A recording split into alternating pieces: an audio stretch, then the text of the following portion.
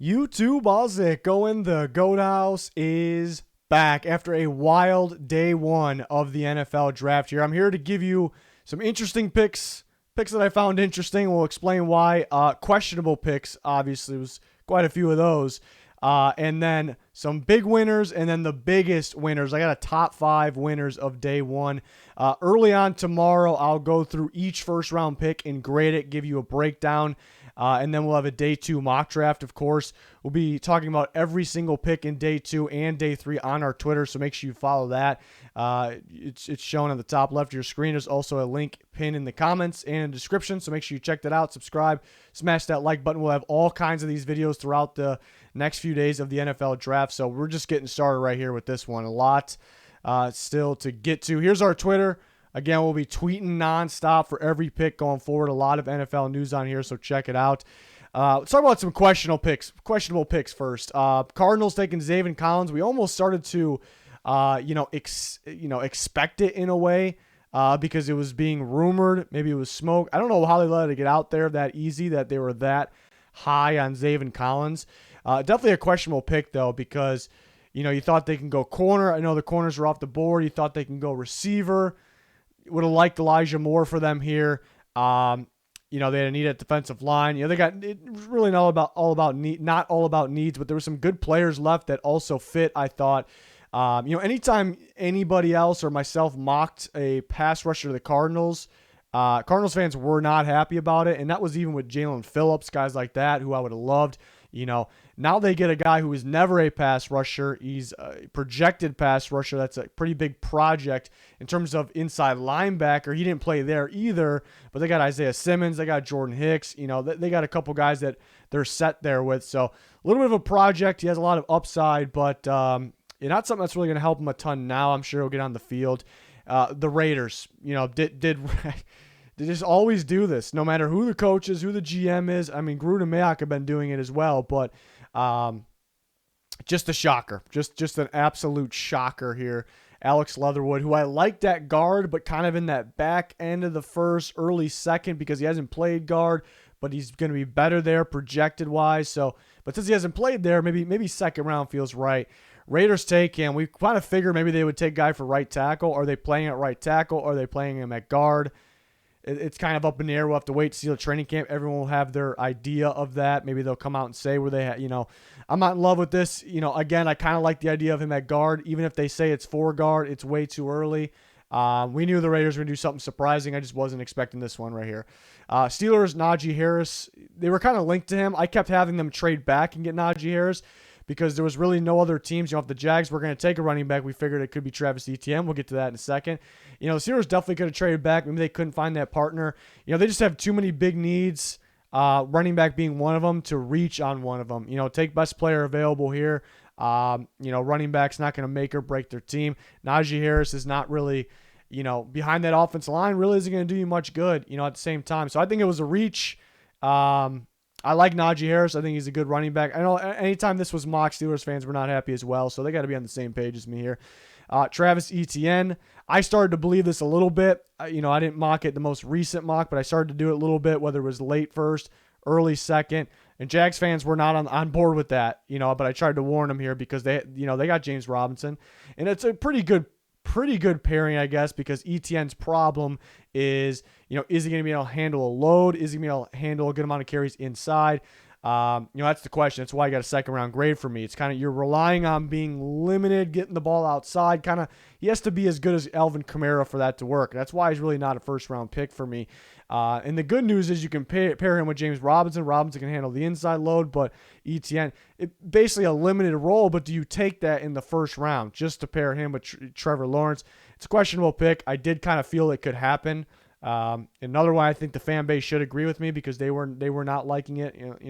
There's always those fan bases that change their mind on things, though. Some of these fans, it's not really a good look. So we'll see. And the Saints surprisingly take Peyton Turner. They're on the clock. Jeremiah Owusu-Koramoah is still available, and I'm thinking this might be the winner of the draft right here. They're about to pick Jeremiah Owusu-Koramoah. We're live during this. I'm talking about it. Him with Demario Davis. I was getting hyped on it. I was getting hyped. They didn't go that route. And there's other routes they could have went that was kind of can't miss. They go one of those receivers. A lot of routes they could have went there. And they grabbed Peyton Turner. And I've been hyping him up lately as a second-round pick. People in the chat and the live stream were like, who? They didn't know who that was. Kind of an under-radar guy, almost like a day 3 guy most of this process. I snuck him up into the second round, and I said he could be a first-round pick if he didn't have injury concern. 3 injuries throughout his career. He actually played with some broken fingers, so he's a tough guy as well, but I'm not even counting that as the injury that held him out. 3 injuries throughout his career, so that kind of held him back. Is a raw prospect, very similar to Gregory Rousseau, and Rousseau was on the board. So if you were going to go specifically that route, you feel like Rousseau makes a little bit more sense, both lengthy upside pass rushers. So it's an interesting pick. Turner can definitely be a good player. It's just a reach. It's a surprising pick here. Moving on to interesting picks. So not necessarily good or bad. Could be one or the other, really. 49ers taking Trey Lance. I really thought it was Mac Jones, and I was starting to, if it's between the two, I was starting to kind of believe Mac Jones was kind of the option, the right one, because the 49ers have a roster to win right now. They have injury concern, how long is it going to last. Some of these guys eventually be free agents. They're kind of a Super Bowl win right now team, and I thought Mac Jones better fit that, but you do have to look out for upside as well. Lance has the upside. It's just a lot of risk in that. I think worst case, he could be a run, big-time runner, maybe a game manager type thrower. That's really not this offense at the same time. So do they adjust things? There's a lot of questions here. I'm still surprised about it because he played one game this year. It wasn't pretty. Under 400 pass attempts in his career. So it's still a surprising pick to me, even though we knew it was a shot. So, this feels like, a pick for a team that doesn't really want to win right now, and they're not gonna, they don't trust Garoppolo, So there's a lot of question marks here with this, but a ton of upside. I do like Lance. He does fit, but does he fit right now? That's kind of the question. Panthers take J.C. Horn. It was a little bit of a surprise to me, too, because, I thought they could go corner. I really thought if they did, it would be Surtain. Why? Because Horn, what's his positive? He's crazy press man corner. So good at it, allows very little separation. And what's the negative? How is he in zone? Didn't run too many zone snaps at the college level. When he did, it wasn't anywhere near as great as his press man snaps. He got a little grabby in his zone snaps as well, his own reps, I should say. Panthers run more cover 3 than anybody in the league, and I believe they're going to continue to run that because it kind of fits the Jeremy Chin role. That it's kind of that robber scheme. So I think they'll continue to run at least a chunk of cover 3. Horn can definitely do it. He's very talented. Was my number 1 corner. I thought Surtain would have been the best corner for the Panthers.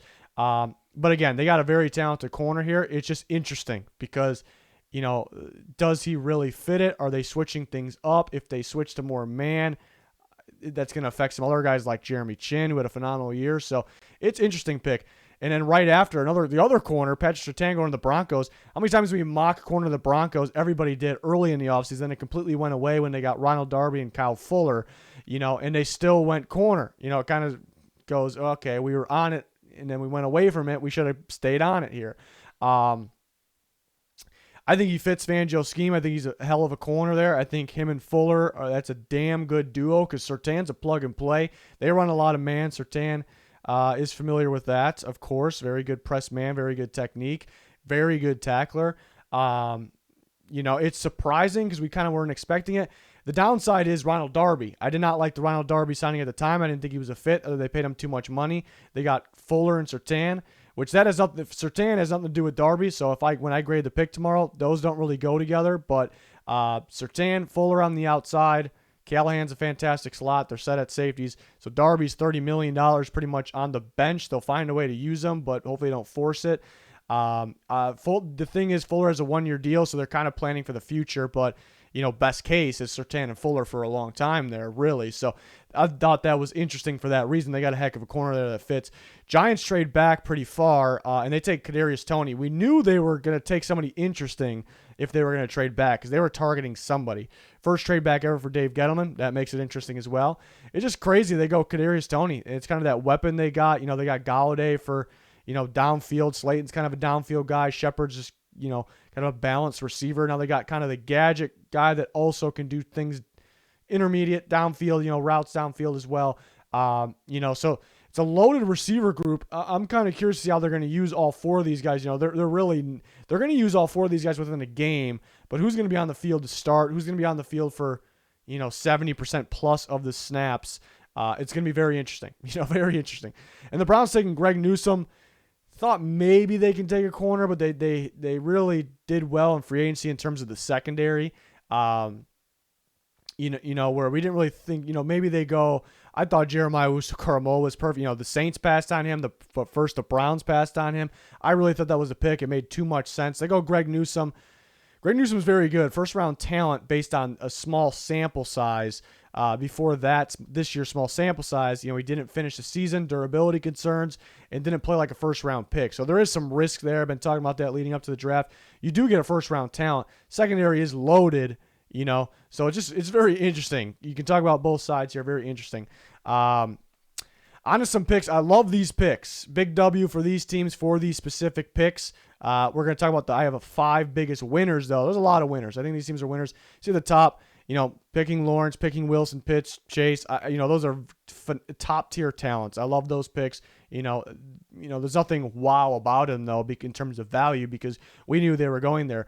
But I love these picks. Patriots didn't have to trade up. I know the fans probably wanted Justin Fields or whoever it was, but they didn't have to trade up, give anything away. They stay put, and they still get Mac Jones. Mac Jones can help them win right now. This is a win now team. It's kind of interesting with them in Cam Newton. Him and Cam Newton, but Mac Jones can win that job, help them win right now. So I love that. You don't have to trade anything away. Jalen Phillips is number 10 on my board. So I love Jalen Phillips, but number 1 pass rusher in the class. Just got to stay healthy. I trust him there. So that was a phenomenal pick. The Dolphins, I like that too. It kind of feels like I've kind of been hyping that up to get more of a true pass rusher opposite of Ugba. Go away from that high. I'm not a big fan of the hybrid defense. Just get another pass rusher out there, and that's what they did. So they did what I wanted. They got my favorite pass rusher in the class. Dolphins got a lot better. They got two instant impact players. They probably would have been. They just missed the top 5 winners for me. They could have been number 1 if they took Devontae Smith. Nothing against Waddle, great player. They got a lot better. They got a lot of speed out there. Devontae Smith, I think if they paired him with Phillips in this class, they probably would have won the draft for me, except that was the better route. But they got a lot better. I love the Jalen Phillips pick. Colts taking Kwity Paye was tempting because Darsaw was up there, and that would have been a great pick as well because he slid further than expected. But the Colts needed, I've been saying it all offseason, even with people arguing with me that they need to take a tackle. But Darsaw slipped to them, and they still took the edge rusher. Why? Because they needed edge more than anybody in football. They got Kwity Paye. There was some talk that, I'm fine with him around this range of the draft, as you see by my mocks. But there was some talk that he can go a lot earlier in this. The Colts grab him. I think he's a fit. I guess the only question here is they haven't really been able to develop the defensive ends too well that were kind of the question mark guys. Bonogu, and they were moving Lewis around a little bit. Kwity Paye, lack of production. Hopefully they get him going. I'm not really too worried. I think he fits in. It kind of reminds me of an Arik Armstead playing with DeForest Buckner. They have DeForest Buckner, so I like that a lot. Growing on me for sure. It's real. The Colts weren't going to survive this year with the pass rush they had. And this is a big boost to it. I should say edge rush because DeForest Buckner gets a good interior. And I had to throw the Eagles in there as well.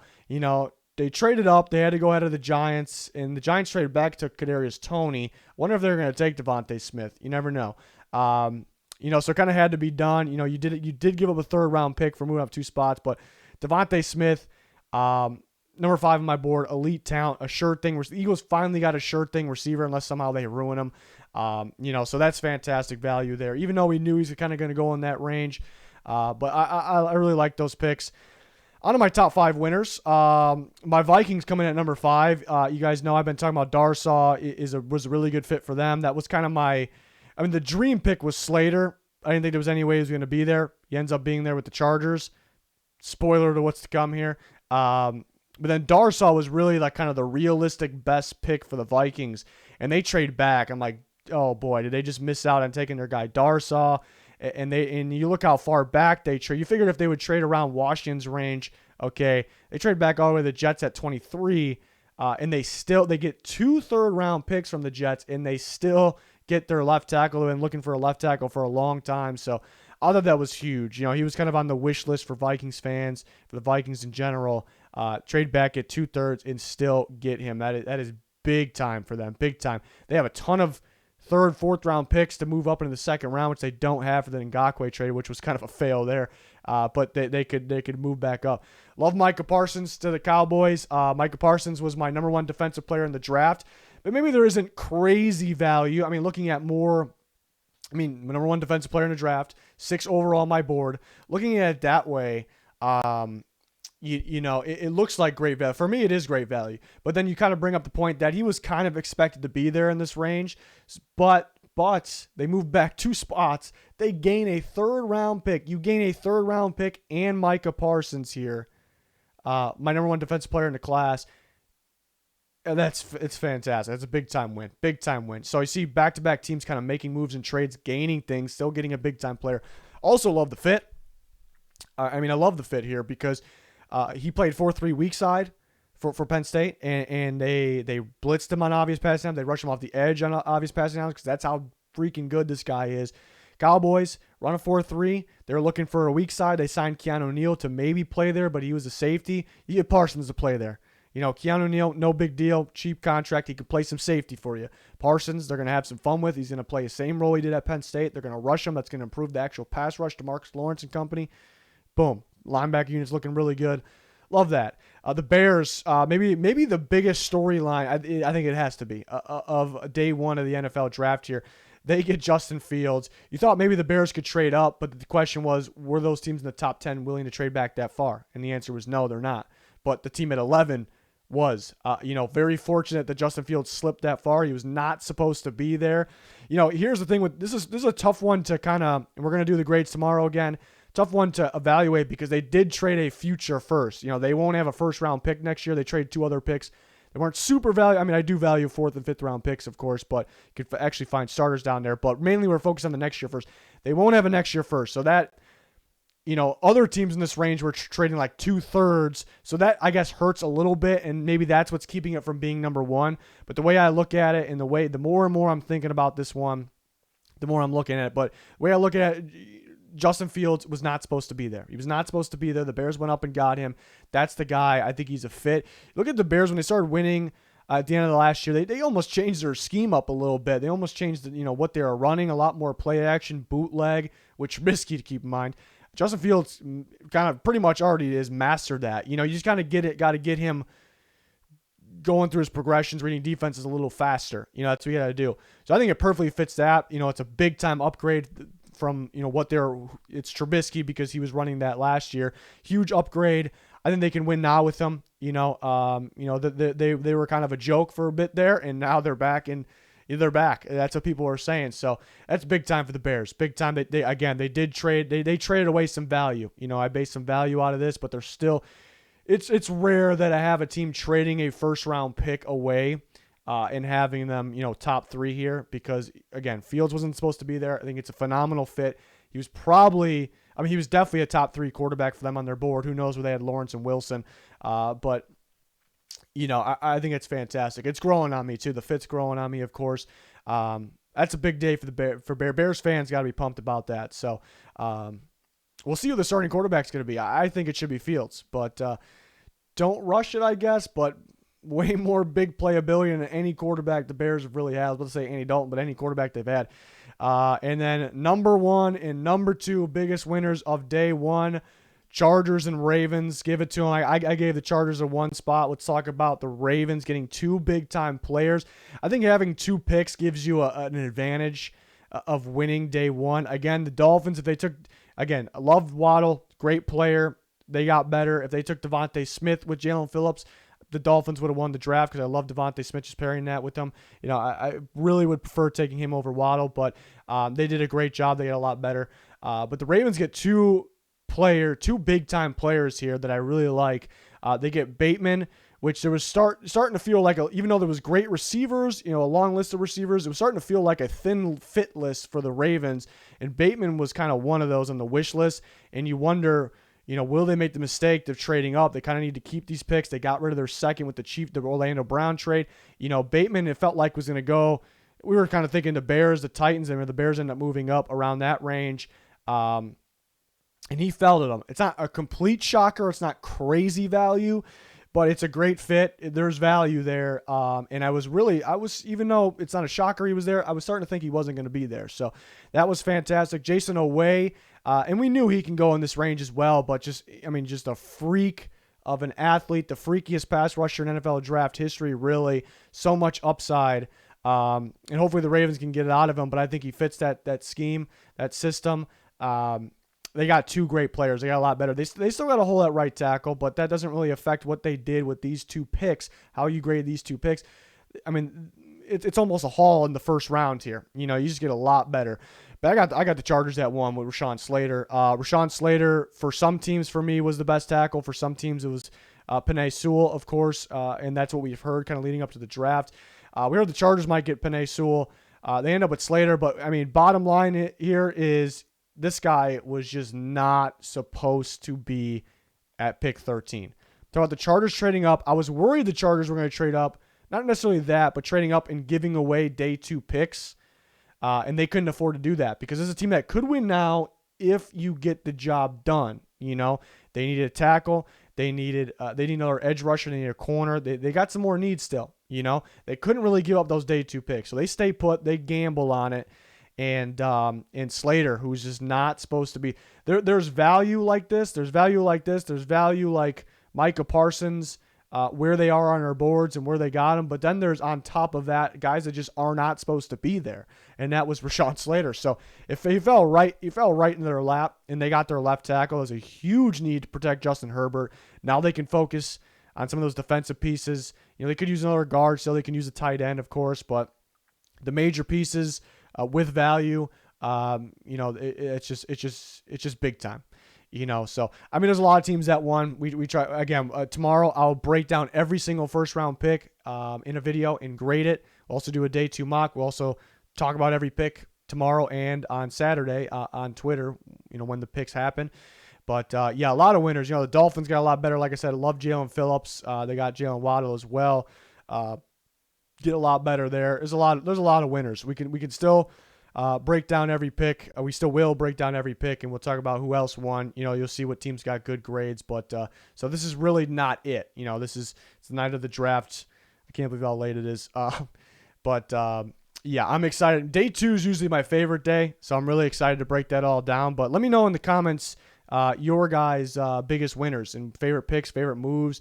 I like the ones, the 3, 4, 5. Those teams traded around and made moves to get to this list here. So, let me know your thoughts in the comments.